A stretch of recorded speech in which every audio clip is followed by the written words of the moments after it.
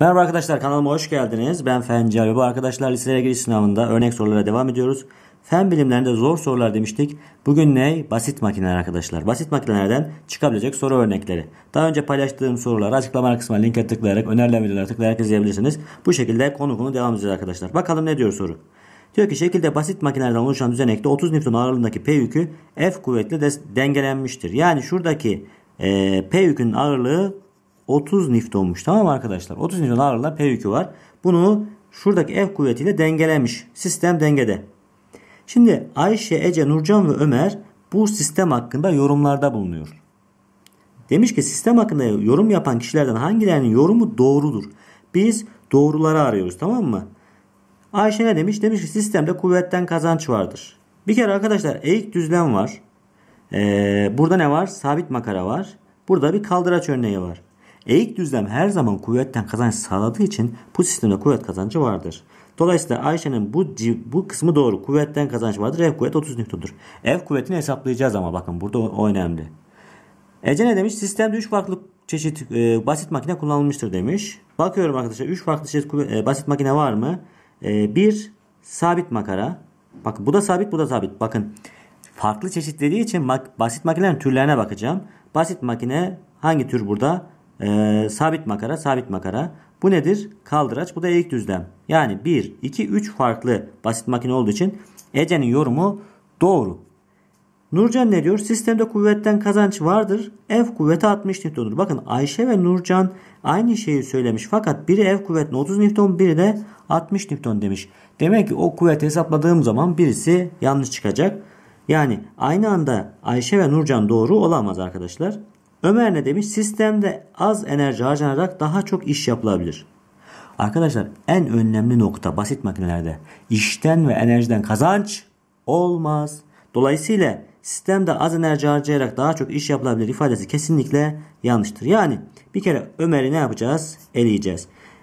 Aynı şekilde arkadaşlar dedik ki Ayşe ile Nurcan zıt şeyleri söylediği için Ayşe ile Nurcan'ın aynı şekilde olduğu seçenek varsa onları da eleyeceğim. Fakat göremedim. O yüzden elemiyorum. Şimdi ben burada kuvveti hesaplayacağım. Tamam mı? Kuvveti hesaplayalım. Kuvvet nasıl hesaplanır? Eğik düzlemde arkadaşlar yük çarpı yükseklik kuvvet çarpı yoldur. Yani 30 çarpı 1 eşittir kuvvet çarpı 2 arkadaşlar. Tamam mı? Dolayısıyla buradaki kuvvet, bakın buradaki ipteki kuvvet 15 Newton olacak. Tamam mı? Bu önemli. Arkadaşlar bakın burada siz direkt 30 ile işi yaparsanız, işlem yaparsanız burada kuvveti yanlış bulursunuz. 30 değil. Burada bir kuvvet kazancı var. 1'e 2 olduğu için 1 bölü 2 oranında bir kazanç var arkadaşlar.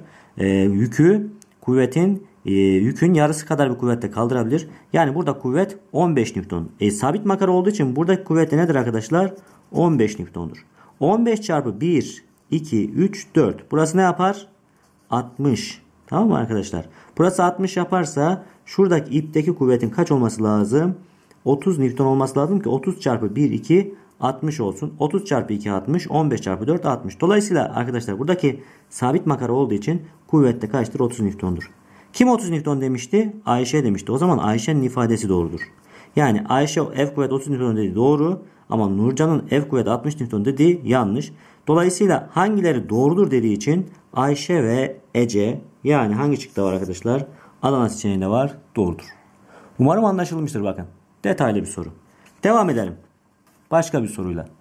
Bu soruda ne demişiz? Bu soruda da yine basit makinelerin özelliklerini vermişiz. Bu özelliklere göre hangisi ve hangileri doğrudur diyor arkadaşlar. Bakın diyor ki basit makinelerle ilgili olarak yukarıda verilen bilgilerden hangisi ve hangileri doğrudur? Bu soruyu da şu şekilde çözelim. 1. Basit makineler kuvvetin yönünü ve doğrultusunu değiştirebilir. Arkadaşlar basit makineler kuvvetin yönünü ve doğrultusunu değiştirebilir mi? Bakın yönünü değiştirir, doğrultusunu da değiştirebilir. Yön ve doğrultu kavramlarını unutmayın. Yön ve doğrultu kavramları aynı şey değil. Yani bir kuvvetin yönü değiştiği zaman doğrultusu değişmeyebilir. Tamam mı arkadaşlar? Dolayısıyla ama bir basit makine kuvvetin hem yönünü hem de doğrultusunu değiştirebilir. Bu ifade doğrudur. 2. Bir işin yapılma hızını artıran basit makine işin daha kısa sürede bitmesini sağlayarak daha az enerji harcanmasına sebep olur. Bakın işin daha kısa sürede bitmesini sağlar ve daha az enerji harcar diyor. Yani sen bir işin yapılma süresini kısaltırsın, hızını artırırsın. Bu da işi daha kısa süre bitirdiği için daha az enerjiyle işi yapmış olursun diyor arkadaşlar. Bu ifade basit makineler için doğru mudur? Tabii ki yanlıştır. Önce söyledik, dedik ki basit makineler işten ve enerjiden kazanç sağlamaz. Eğer daha az enerji harcamana sebep oluyorsa burada enerjiden kazanç olmuş olur ki bu ifade arkadaşlar yanlıştır. Unutmayın bakın. 3. Ne diyor? Diyor ki daha az kuvvetle daha ağır yükü kaldırabilen basit makine düzeneğinde aynı zamanda yoldan kazanç sağlanabilir. Bir diyor basit makine daha az kuvvetle daha ağır yükü kaldırıyorsa. Arkadaşlar daha az kuvvetle daha ağır yükü kaldırabiliyorsan sen burada kuvvetten kazanç sağlamışsın. Yani 10 Newton'la ağır olan 30 Newton'u kaldırabiliyorsan kuvvetten kazanç vardır. Bu basit makine düzeyi diyor. Aynı zamanda yoldan kazanç sağlayabilir diyor. Doğru mu? Tabii ki yanlış. Neden? Çünkü eğer basit makinede kuvvetten kazanç varsa yoldan kayıp vardır. Yoldan kazanç varsa kuvvetten kayıp vardır. Bu ikisi aynı anda olamaz. Dolayısıyla üçüncü ifadede nedir arkadaşlar? Yanlıştır. Yine burada hangileri doğru, hangisi doğrudur? Yalnız bir doğrudur diyebilirim. Bu şekilde arkadaşlar basit makine soruları devam edecek. Bir sonraki videomda görüşürüz.